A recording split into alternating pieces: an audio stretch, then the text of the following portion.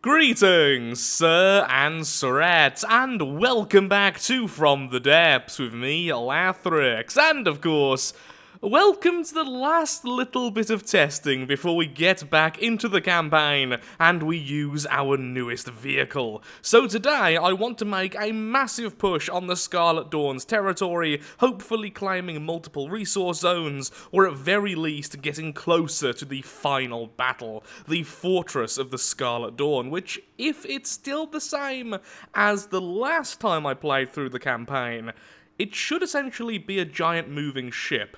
I'm really hoping that's the case, and by ship I mean aircraft, looking all spaceship-like and stuff. So I'll be right back once the shields have been fully added and the smoke dispensers are working properly. That was just the final test using the lasers. After a lot of testing for the last 20 minutes or so, I have came to a very, very weird choice. We are not going to be using any shielding at all on this craft, which may seem really odd considering how expensive this craft is. Keeping it safe is the premium. However, there is two very good reasons as to why I don't think shielding is really worth it on this craft. The first reason is the shape of the craft. Fully shielding this would be an absolute nightmare. It needs to protect both of its broadsides, it has a lot of surface area to actually cover with shields, it has the top. It's just very, very difficult, which would be ludicrously expensive. A massive extra engine power would be needed for these shields, and the cost per second to actually keep this thing running would be a little bit insane. The second reasoning is that after testing out against some of the more powerful forces of the Scarlet Dawn and even some of the other factions, one good example was the Event Horizon, which has those very, very nasty cannons, and even testing out versus the Bloodhound. The armor on this craft is so stacked up, and I have learned a lot about armor placement over the course of this campaign especially, similar to the Plague Guard. Advanced cannons just don't seem that scary. The only thing which really poses a major threat is missile spam and particle cannons. I would say those two are the biggest threat to this craft. So the shields, I just feel, won't even get that much use. The armor is very well protected, there's a lot of heavy armor behind the outer layers, and advanced cannons I've seen so far have really struggled with that. The one thing I will say is that pure kinetic shells will have a field day. With no shields, it means they won't be deflected, and they'll simply hit the armor and go through a lot. So for that, I've made sure to protect the mainframe with 5 layers of heavy armor, and then some stone to prevent EMP damage, and then all of the turret caps are also very heavily protected, including the actual turret body itself, which is in the hull. So, the short version, which I really should have started with, is I think the armor will do the job just fine, and shields would just be a needless expense overall. But we will see. If we end up going into battles, and that isn't the case, I will revert back to using shields. And so it begins. The Nyalev is being built into the campaign. Everything is now running on the vehicle, including its detection system, and hopefully, even without shields, it's going to prove a really, really awesome member of our little legion.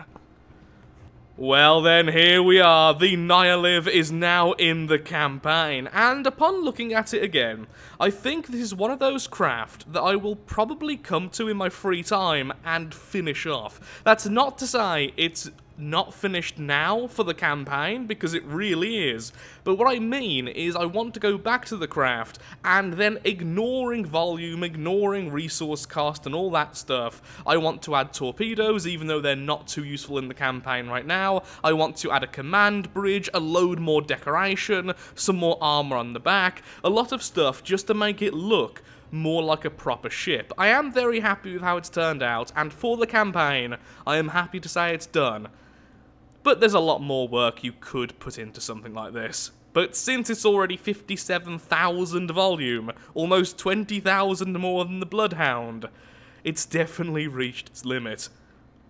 It also doesn't look as big as it really is. There's a lot of armor on the inside, nowhere is hollow, there's a lot more weaponry than it looks. It just looks not all that much bigger than a Plague Guard.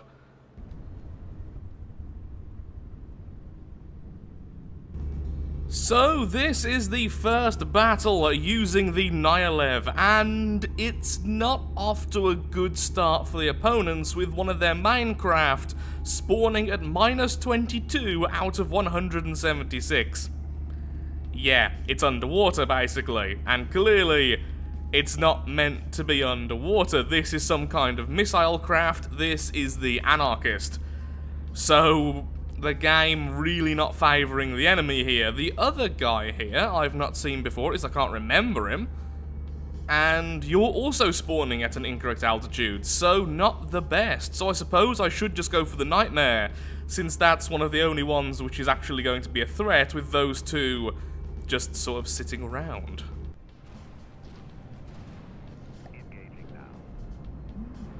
There we are, some heavy laser fire going against the Nightmare, melting its backside.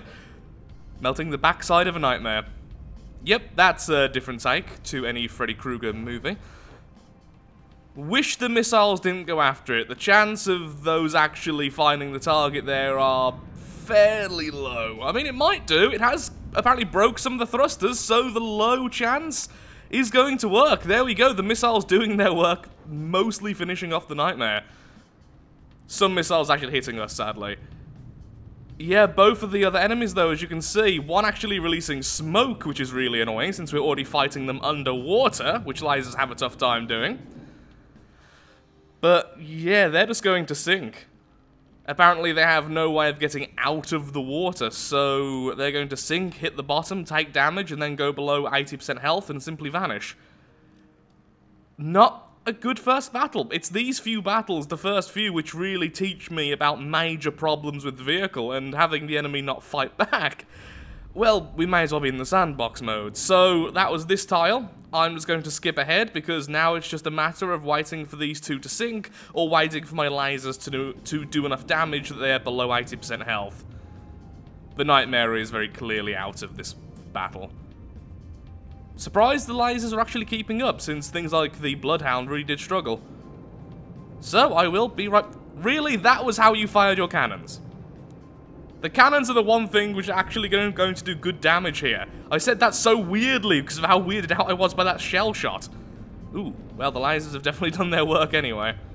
Oh, there you go. Railgun's just gutting that. Look how big the hole is. Oh, that's glorious. Thank you, Nyalev. Raising my spirits, you good guy, you. Anyway, I'll be right back in the next fight. Or at the end of this one. Or if something exciting happens. Or if... There we are, the first enemy is now below 80% health and sinking. I actually turned off my craft because it was getting just a waste of fuel at that point. Ah, seems like you've kind of rested at the bottom a bit too calmly. There we are, lasers! Pushing you back and everything. Yeah, you're going to take very minimal damage from this. Being so under the water, maybe I shouldn't have turned off the lasers. They were working against you. They're kind of tickling you. Maybe I should have added torpedoes, because I never know when the enemy might spawn incorrectly. I'm actually being a little bit serious there. I think I am going to add a very small torpedo system just to deal with this.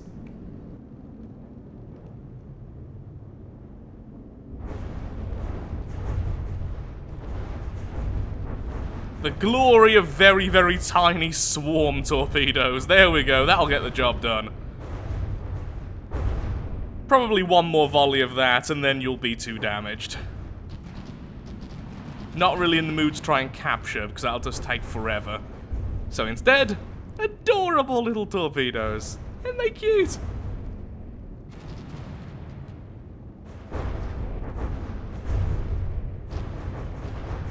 There we go. You can turn back off. And now we'll get into the next fight, which hopefully will be a little bit more interactive. I want to see the flaws of the vehicle. I haven't done any extensive testing yet. I don't want to shoot things which are drowning. Even Korn would look down upon that. Well, actually, he wouldn't, but I would. Glory to Zinch. Okay, we're going for that resource zone there, for two very good reasons. First of all, lower force count in these tiles, but also it will get us closer to where I assume the enemy is. And hello there! kind of proving my point that the enemy is somewhere over there, hiding away. I have no idea what 2 or 3 of those craft are. That's pretty cool. I like seeing things I haven't seen before. It makes me see new things, which is fun. Okay, this is actually getting to the point where I'm considering stopping the video, which is really horrible to say, but the Singularity is at 7 altitude, which means part of it will be underwater, which means there's a really, really strong possibility that the bottom thrusters will simply not fire and it will sink, meaning its own lasers are worthless, and I actually have torpedoes, yay! And then the other enemy is also right under the water. Altitude, minus 190. Okay, I saved the game before this battle, just in case this would happen, but let's have a quick look-see at the enemy. Then we will restart. I hate restarting the game, I think it's cheesy, but I don't want free wins. I want to see a struggle, I want to actually fight something. My lord, the blood rain is here. Okay, yeah, where's the other enemy? That's a shadow Lathrix. Yeah, but where is the other enemy? Oh my god, is it below?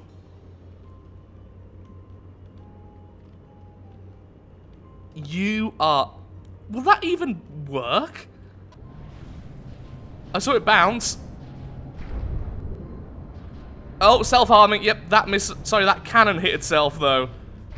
Yeah, once again, this will just be a really easy victory for us. There's absolutely no sport in this. Restarting the game. Now, one of the worst things with restarting the game is that you don't get the same enemies every time. As you can see, they are randomly generated upon that tile activating. Probably just easier for the game to keep track that way, since it doesn't actually have to keep track. Okay, your altitude is correct. Yours is, you are the Dark Star, you're meant to be low.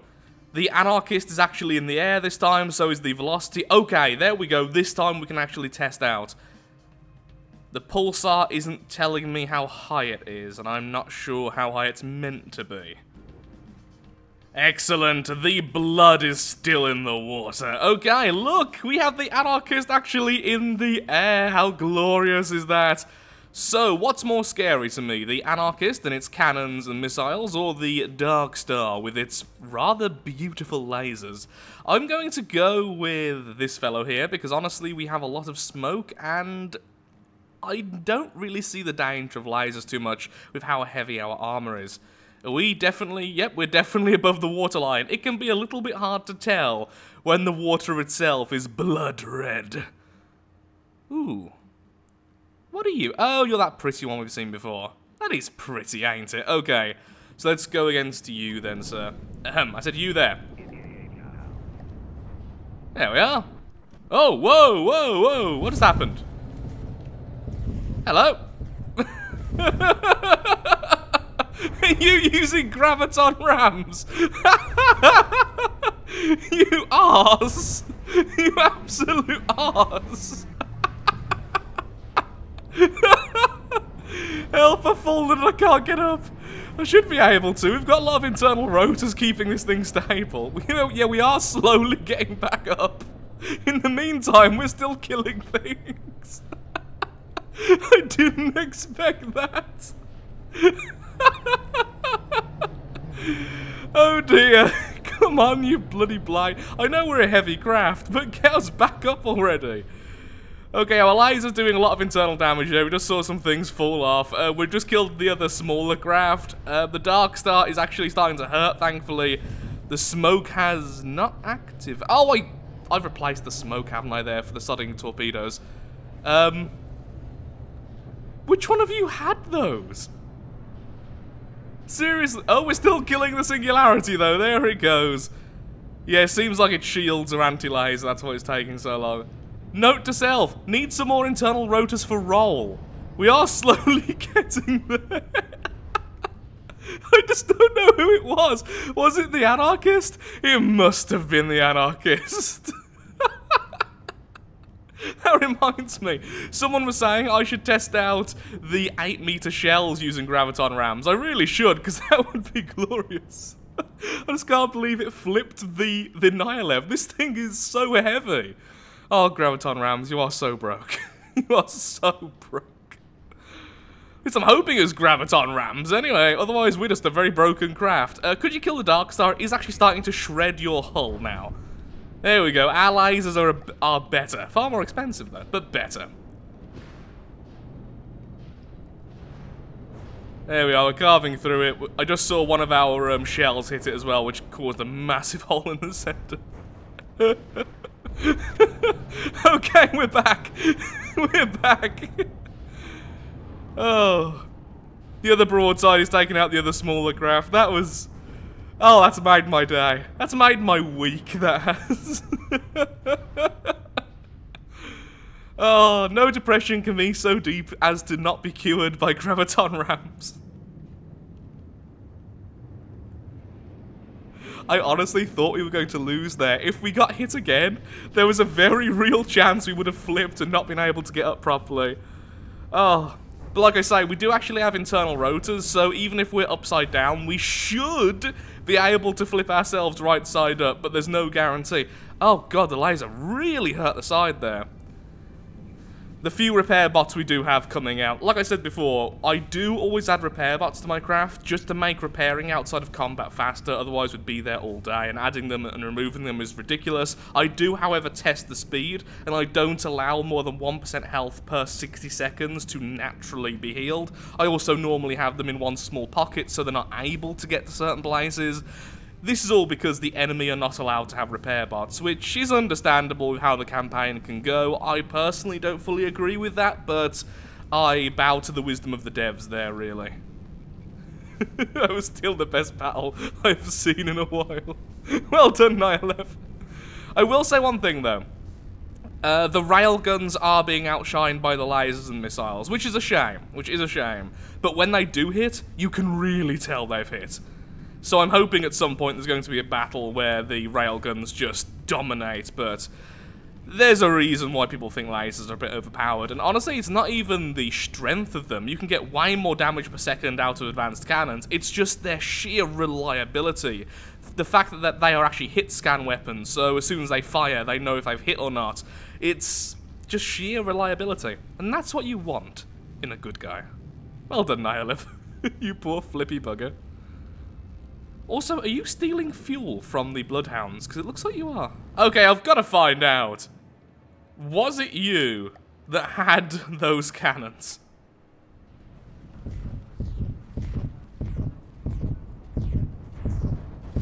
I was hoping you'd spawn a little bit further away. Munition defense doing incredibly well, considering how many missiles were just heading towards us. I was going to call them shells then, for some reason. I didn't know you had a laser as well. Very minor damage. Yeah, superficial, really. Really happy with the armor.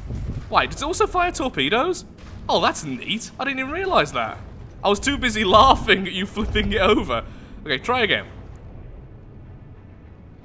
Seems like its turn is a bit too wide. I may have to manually place it. Fire the cannon! Please, I want to... There we go. And... Yep, it's definitely the Anarchist. Okay. That's wonderful. Ow! My face! Are those simple lasers? Yep, even are simple lasers. But as you can see, the lovely Nihilev here is ridiculously sturdy.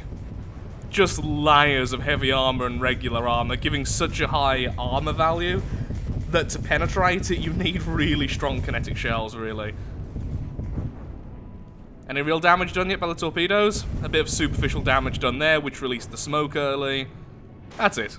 I'm happy with this craft. I should be. It's far too high volume to be fair. Once again, I know this is an unfair ship. I admit that. But I wanted to build something fun. Oh, hello, a little bit of further proof that the enemy is somewhere over there. Let's see what the satellite will reveal for us. If it can't see anything, it means it's right in the corner. And by the looks of things, that's exactly what's happening. Okay. Going to need you to back off, because otherwise you're going to end up attracting the attention of you. We have forces over here that can deal with that attack force, so that's fine. You three stick in a bundle, and let's attack this lower strength area now. Actually, I do want to change one thing which I noticed. I think I've accidentally put the cannons on the same mainframe as the lasers. Now, why that's a problem... Whoa, it's so creepy looking, isn't it? Now, why that's a problem is just because... Sorry, I'm just taken aback by how close that looks. Oh, that's not an enemy, that's a friend! It's just blood red! Now, why that's a problem is because each mainframe uses the detection system in a different way. The lasers have it very, very sensitive, so every small movement of the enemy is being tracked, whereas the ones which the rails are meant to be using, which I don't think they are, is a lot more forgiving. That way, if a vehicle suddenly turns a little bit very sharply, it doesn't throw off the cannons, making the cannons think they're going to be all the way over here in about 5 seconds. Is the basic idea. Kind of. Kind of. Okay, so we have the Anarchist, and we have you again. This time not under the water, although fairly low. I'm hoping you can actually fly this time. If not, we have torpedoes. I'm not restarting the game again. Now, with the Anarchist, I'm going to start off a little bit to the side this time, because as much fun as it was before, I don't want the poor Nihiliv flipping upside down. It would be ridiculous. Now... just having a look-see. Yeah, the enemy do have the resource advantage still, but like I've said before, that really isn't as important as the volume. The only reason why I am using the Nihiliv now is because we are so close to the end, and these battles were pretty much guarantee wins with the Bloodhounds, which are probably the best per-volume craft I've ever created, or at least retrofitted. At least I made the base from scratch. And the right weapon. And the back weapon. And part of the face. But the actual core armor and such is still very much the original, which is definitely part of its strength. Oh, no. Please be able to fly, little duckling. It's like when I feed mice to my snake, I always feel bad. That's how I feel right now. You're my snake. Or my tarantulas.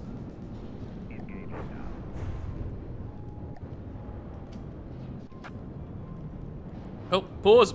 I've lost track of where the enemy is in all the smoke. There it is. Okay, let's continue. This time hitting the back, which doesn't seem to have the defense. Oh no, the shells. Move! Freaking move! Oh no, it's because we broke the gun. That's why it fired them.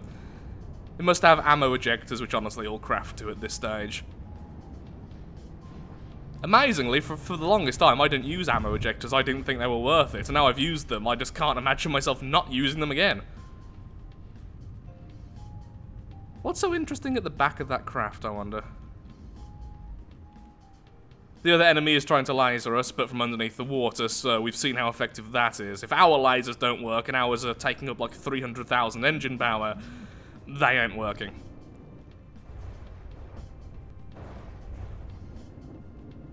Just slowly weathering away. It's definitely turned off its combat capabilities. Oh, there it goes!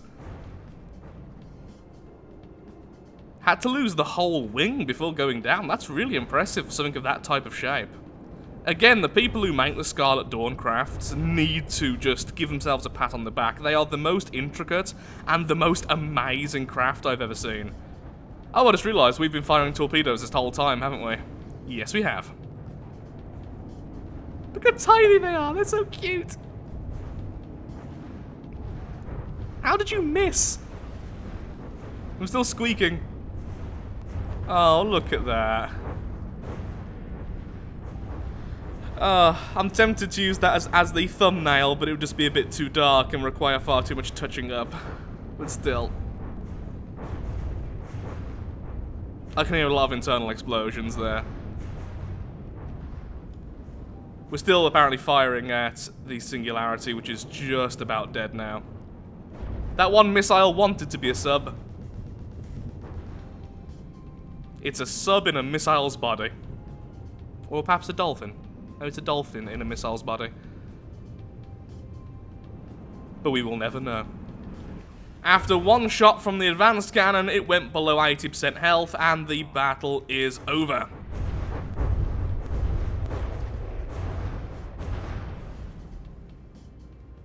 Clink.